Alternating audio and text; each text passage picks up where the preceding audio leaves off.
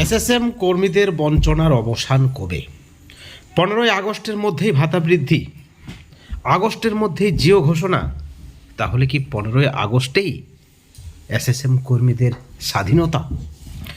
বন্ধুগণ, এই মুহূর্তের যে খবর নিয়ে এসেছি অত্যন্ত বড় খবর, অফিসিয়াল আপডেট রয়েছে। কারণ আপনারা জানেন যেভাবে পার্শ্ব শিক্ষক এসএসকেএমএসকে শিক্ষাবন্ধু এবং বাকি যারা কর্মচারী রয়েছেন তাদের উপর যেভাবে একের পর এক অত্যাচার হচ্ছে, তাদের উপর যেভাবে অর্থনৈতিক চাপ বাড়ছে, তাতে তারা বেঁচে থাকবেন কিনা সেই নিয়ে কিন্তু সন্দেহ। অপরদিকে নেতৃত্বরা ভাষা নিয়ে প্রতিবাদ শুরু করেছেন। বাংলা ভাষাকে বাঁচাতে হবে। বাংলা ভাষা বাঙালিদের উপর অত্যাচারের একটা বড় সড়ো লিস্ট আপনারা দেখলেন কর্মসূচির, সেখানে রয়েছে তৃণমূল পার্শ্ব শিক্ষক সমিতি। তারা চাইছেন কেন্দ্রের বিরুদ্ধে লড়াই করে ভাষা বাঁচাতে, কিন্তু আমরা যে খবর নিয়ে এসেছি তাতে জীবন বাঁচবে কিনা তা নিয়ে কিন্তু সন্দেহ রয়েছে। যে মিথ্যাচার চলছে ক্রেডিট নেওয়ার জন্য বা বড় নেতা হওয়ার জন্য বা নিজের সংগঠনকে বাঁচানোর জন্য, তা কিন্তু সত্যি সত্যি পার্শ্ব শিক্ষকদের, এসএসকেএমএসকেদের সহ বাকি যে সকল সমগ্র শিক্ষা মিশনের কর্মী রয়েছে তাদেরকে ভাবতে বাধ্য করবে। বন্ধুগণ, হঠাৎ করে আজকে আমরা হয়তো একটু নেগেটিভ খবর আপনাদেরকে দিতে চলেছি, কিন্তু একাধিক প্রশ্ন আপনাদের মধ্যে। হঠাৎ করে এত পজিটিভ কথার পর আজকে কেন নেগেটিভ খবর? প্রত্যেকটা বিষয় আপনাদেরকে বুঝিয়ে বলবো, আপনাদেরকে উপলব্ধি করতে হবে, বোঝার চেষ্টা করতে হবে। নেগেটিভ, পজিটিভ, ভালো মন্দ, সত্য মিথ্যা, শত্রু মিত্র, পরিস্থিতি, পরিবেশ, রাজনীতি, অর্থনীতি, সব দিক থেকে কিন্তু বিচার বিশ্লেষণ করতে হবে। সব কিছুই বলবো, তার আগে একটা ছোট্ট ক্লিপ দেখুন। আপনারা নামে শিক্ষক, অথচ বাংলা ভাষা পড়ার মতো একটা সাধারণ জ্ঞান আপনাদের নেই। বাংলাতে যেখানে সমস্ত কিছু স্পষ্ট সেখানে উল্লেখ করে দিয়েছি, তারপরে এত প্রশ্ন আসে কোথা থেকে? তাহলে বাংলা ভাষাও আপনারা সঠিকভাবে পড়তে পারেন না, উপলব্ধি করতে পারেন না, অনুধাবন করতে পারেন না। সমাজকে কি শিক্ষা দেন আপনারা তাহলে? যেখানে আপনাদের জন্য এত পরিশ্রম করে আমরা একটা জায়গা তৈরি করেছি এবং সেই জায়গা থেকে ফ্রুটফুল রেজাল্ট আপনারা পেতে চলেছেন। এতদিন কবেই পেয়ে যেতেন, চূড়ান্ত মুহূর্তে দেখা গেল কিছু সমস্যা রয়েছে, তাই জন্য আরেকবার সেটা বিকাশ ভবনে গেল ফাইলটা, আবার সেখান থেকে ঘুরে এসে নবান্নে এসে বাকি কাজগুলো কমপ্লিট হলো। সেটাও আপনাদেরকে বারবার জানানো হয়েছে। তারপরেও জিজ্ঞাসা করেন যে চোখের পলক কত? 20 বছরের তুলনায় এই 6টা মাসকে যদি ধরেন, তাহলে এই 6টা মাস মিলেও একবার চোখের পলক হয় না। তাহলে সেখানে বলছি যে আপনাদের বিষয় সম্পূর্ণ সদর্থক। আপনারা বক্তব্য শুনলেন ডক্টর আব্দুল সালামের। তিনি পরিষ্কার জানালেন যে আপনারা বাংলা পড়তে জানেন না, বাংলা বোঝার ক্ষমতা আপনাদের নেই। এবং তার যে বক্তব্য আপনারা নেগেটিভভাবে নিতে পারেন, পজিটিভভাবে নিতে পারেন, আত্মসম্মান হিসেবে নিতে পারেন, অপমান হিসেবে নিতে পারেন, যা খুশি আপনারা নেন, কোনো আসে যায় না। আপনারা যা খুশি নেন, কোনো আসে যায় না। যেভাবে নেবেন নেন, কোনো আসে যায় না। বিষয়টা হচ্ছে সত্যি এবার নিজেদের আত্মসমালোচনা করা উচিত। নিজেদেরকে একবার ভাবা উচিত যে আপনারা কি সঠিক, আপনারা কি সঠিক পথে রয়েছেন। আপনাদের মানসিকতা, আপনাদের সব কিছুই নিয়ে কিন্তু একবার ভাবা উচিত। বিতর্ক হোক, ভালোভাবে নেন বা খারাপভাবে নেন, আমাদের যেটা বক্তব্য, আমরা যেটা বলতে চাইছি সেটা কিন্তু বোঝার জন্য যথেষ্ট জ্ঞান থাকা দরকার।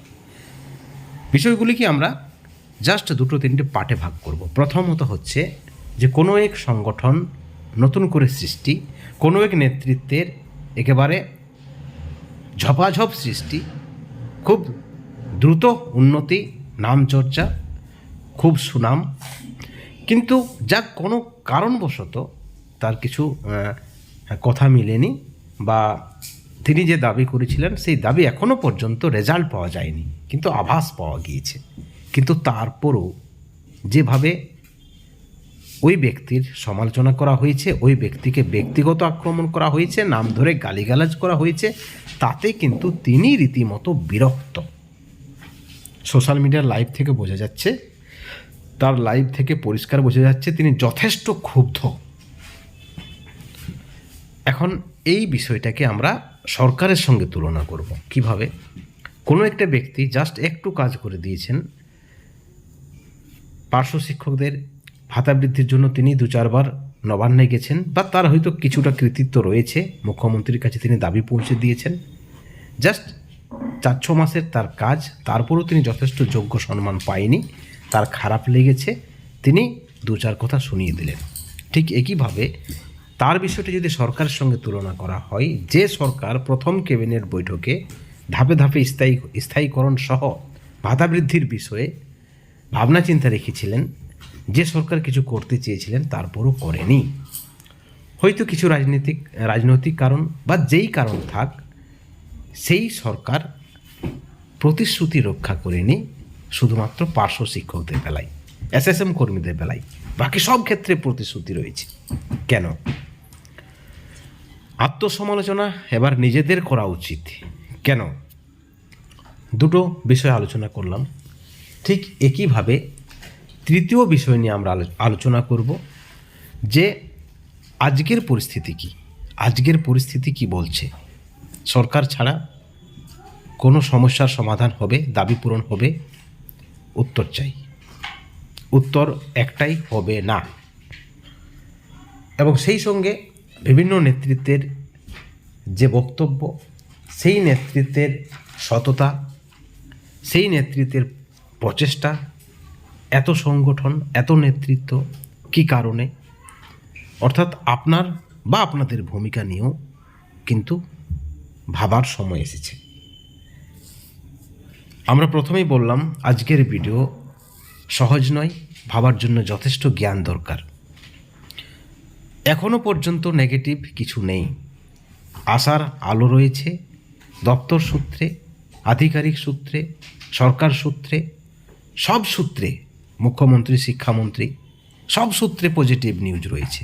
তারপরও যেভাবে আপনারা বিভিন্ন মিডিয়াতে, হোয়াটসঅ্যাপে, ফেসবুকে, গুগলে, ইউটিউবে, বিভিন্ন জায়গায় যেভাবে অশ্লীল ভাষায় কথা বলেন, যেভাবে গালিগালাজ করেন, শিক্ষকতার পরিচয় আপনারা দেন না।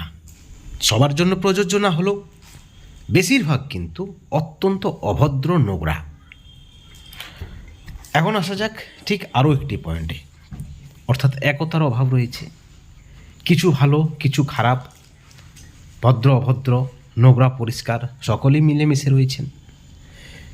বর্তমান যুগ সোশ্যাল মিডিয়ার যুগ, খবর থাকছে সকলের কাছে, সকলেই কিন্তু জলের মতো দেখতে পাচ্ছে। এবং তার ফল কি? কুলতলির এক শিক্ষিকাকে যেভাবে হেনস্থা হতে হয়েছে, আইনের বিরুদ্ধে গিয়ে, বিচারের বিরুদ্ধে গিয়ে, সংবিধানের বিরুদ্ধে গিয়ে, স্বাধীনতার বিরুদ্ধে গিয়ে চরমভাবে অপমানিত হয়েছে, লাঞ্ছিত হতে হয়েছে। আপনারা জানেন যেভাবে প্রধান শিক্ষক এবং এমএলএর প্রতিনিধি ওই শিক্ষিকাকে হেনস্থা করেছে, মারধর করেছে, আটকে রেখেছে একজন মহিলা হওয়া সত্ত্বেও। আপনারা জানেন কুলতলির নলগড়া 6 নম্বর নিম্ন বুনিয়াদী বিদ্যালয়ের পার্শ্ব শিক্ষিকা সুষমা হালদার, ওই পার্শ্ব শিক্ষিকাকে একটি ঘরে আটকে রাখা হয়েছে। বর্বর অত্যাচার। এই অত্যাচার সত্যি লজ্জার, কিন্তু এই অত্যাচারের প্রতিবাদ আপনারা কতজন করেছেন বা করছেন? অতএব বিভিন্ন পয়েন্ট থেকে আমরা যেটা বোঝাতে চাইছি যে নিজেদেরকে আত্মসমালোচনা করার প্রয়োজন রয়েছে। নেতৃত্বদের, সংগঠনকে, সরকারকে বা অন্যান্য কাউকে গালিগালাজ না করে একবার নিজেদেরকে নিয়ে ভাবনা চিন্তা করুন। কোথায় রয়েছেন? কোথায় সেই মহান শিক্ষকতার গুণ? কোথায় একতা? কোথায় সুস্থ মানসিকতা? মিথ্যাচারকে বিশ্বাস, সত্যকে অবিশ্বাস, যার মাধ্যমে দাবি আদায় হবে বাস্তব পরিস্থিতিকে বিচার করার, বিশ্লেষণ করার কোনো ধরনের ক্ষমতা নেই, অক্ষমতা, চরমভাবে নিজেদেরকে বিশ্লেষণ করুন। পজিটিভ খবর রয়েছে, আমরা আগেই বলেছি 31 জুলাই থেকে 15 আগস্টের মধ্যে ভাতা বৃদ্ধির ঘোষণা হওয়ার সম্ভাবনা রয়েছে। প্রত্যেকটা আপডেটের দিকে আমাদের নজর রয়েছে। এই ভিডিওর পরিপ্রেক্ষিতে অবশ্যই আপনারা আপনাদের মতামত আমাদের চ্যানেলের কমেন্ট সেকশনে কমেন্ট করে জানাবেন। সকলে ভালো থাকবেন এবং কিছু আপত্তিজনক শব্দ ব্যবহার করার জন্য সকলের কাছেই ক্ষমা চেয়ে নিলাম। Thank you.